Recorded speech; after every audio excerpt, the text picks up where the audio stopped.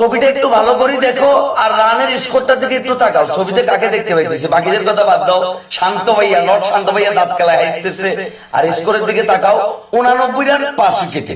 তার মানে বাংলাদেশের যখন 89 রান 5 উইকেট চলে গেছে, অবশ্য 5 উইকেট চলে গেছিল 35 রানে, তারপরে জাকির আলী তাওহিদ হৃদয় না থাকলে তো মনে করছে ফুল প্যাকেট দিতে বই, তখন আমাদের প্রিয় লর্ড শান্ত দাঁত খেলায় হাসতেছে।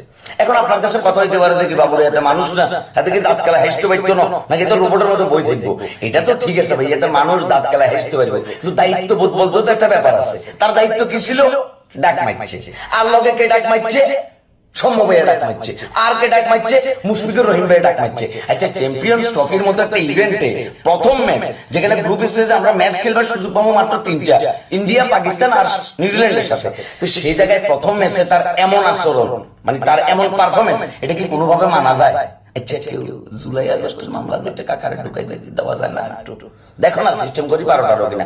কথা সেটা না, সংবাদ সম্মেলনে ভাইয়া দেখলাম স্যাডেন কথা বলতেছে, বড় বড় কথা বলতেছে, কিন্তু বাবারে পারফরমেন্সের বেলা জিরো, মানে পারফরমেন্স জিরো আর হাই 100%, পারফরমেন্স জিরো, অ্যাটিটিউড মনে করছে 100%। এই সাঙ্গ টিমের অবস্থা। এক তাহিদ হৃদয় জাকের আলী না থাকলে আজ যে মনে করো যে কি মুড়ি বেড়া করি তারপর ফলন লাগবে, এমন একটা অবস্থা।